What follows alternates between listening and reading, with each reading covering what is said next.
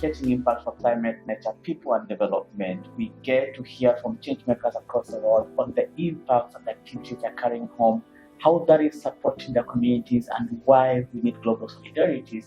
And today I have the pleasure of hosting the wonderful Fortune. I don't want to say the other names so that I don't butcher it, but do you mind maybe introducing yourself, your full name, so you are, and why you are at COP? Yes, I'm called Fortunate Nankunda, and I'm representing TED Foundation, Rise Up Movement, Uganda. And the reason why I'm at COP, I'm here to represent the young youth in Uganda, back in Uganda and back in my village, what they call the local people. Mostly they don't get an opportunity, but I want to use this opportunity to represent them here and to show them that they can do it, that they can advocate for their own climate back at home and at the world level. Yeah. I'm all supported to represent the grassroots and ensuring that the local voice is brought to this COP and it's heard by the global leaders. And you are a global leader, actually. So we have to have you. Maybe you tell us a bit about how TED Foundation works in these communities, and in the course of your working, what are some of the things that you've experienced in terms of the climate crisis, the troubles in society, the calamities hitting them? How is it reality? Yes, firstly, I want to say that I joined TED Foundation. I got in contact with TED Foundation a few years ago. That is like 1 year and a half. And I got to meet with a wonderful man called Mr. Sekamwa. So he introduced me to this thing called climate. In the first place, it was like, I've gone to school and I've learned climate. But when he explained it more, I didn't know about it. I knew that climate is the weather changes for a long period of time, but I didn't know about it. So when he introduced me to that, I went to school and I learned fashion. I didn't know that, yes, fashion can also affect people in that way. So he tried to go through it, and when I understood it, I said, I think I can do it. I think I have a role to play in this thing called climate. So joining TED Foundation, we work with a grassroots organization. And of recent we've been running a program called the Vash Green Project. Yes, we go in school and do climate education. Yes, of recent, before coming to COP, we went to some schools and did some climate education. We did some tree planting, and really it showed me that, yes, you might be here, but someone in the village is cutting a tree and they don't know what the result is because they want to burn their charcoal and get money. They don't know the end result of it. So going back, what the man told me at introducing me to climate, I went back to my village. I called my grandma. I said, you know what? Guys, we've been burning trees to get charcoal, to get money, to get coffees, but I think there are better ways we can do it. There are better ways we can do it. We can plant more trees. We can educate people in the village on how to plant trees. So a Rise Up movement has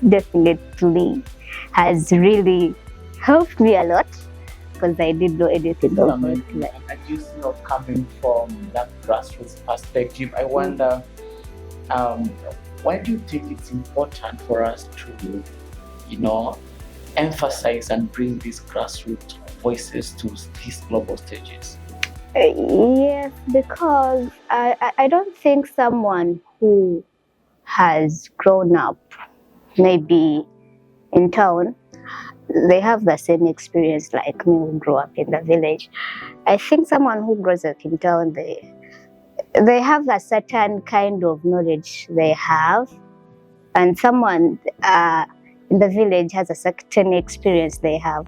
So bringing these global voices, they will bring the real matter of the thing.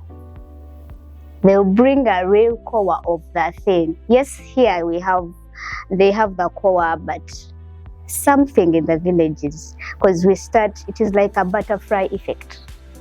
It's the flapping of wings of a butterfly here can cause a tornado. Wow. Yes, so And let me understand how that yes, woman that yes, can yes, make a better world and take a shift. yes, and locally in Uganda, I think the bigger percent of land is owned by local farmers.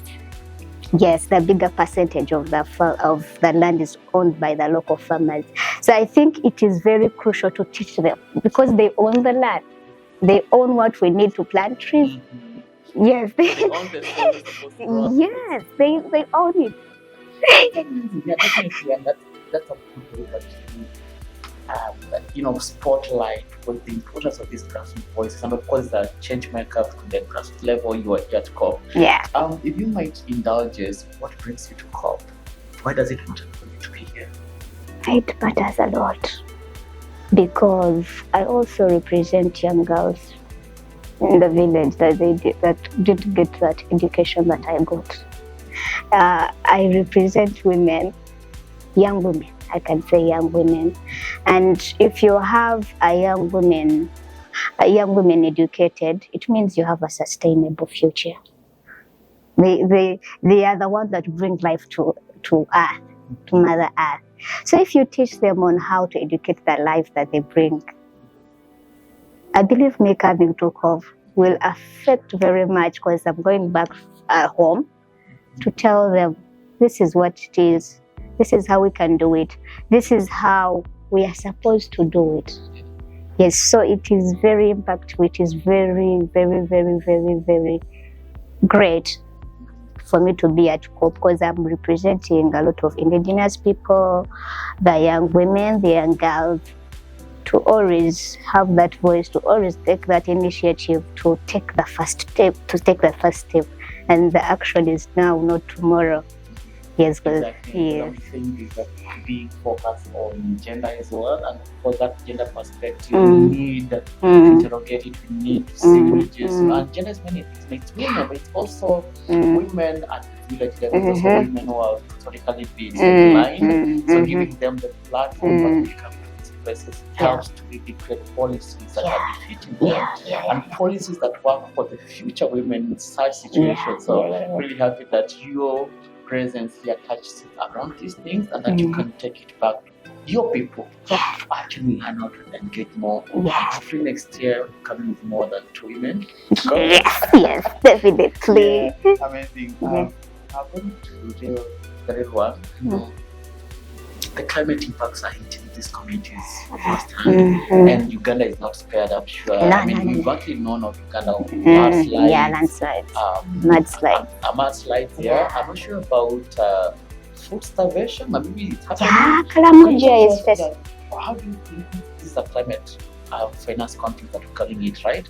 How would you reflect about the future of food systems, the future of biodiversity, the future of climate, and of course the future of finance for a country like Uganda?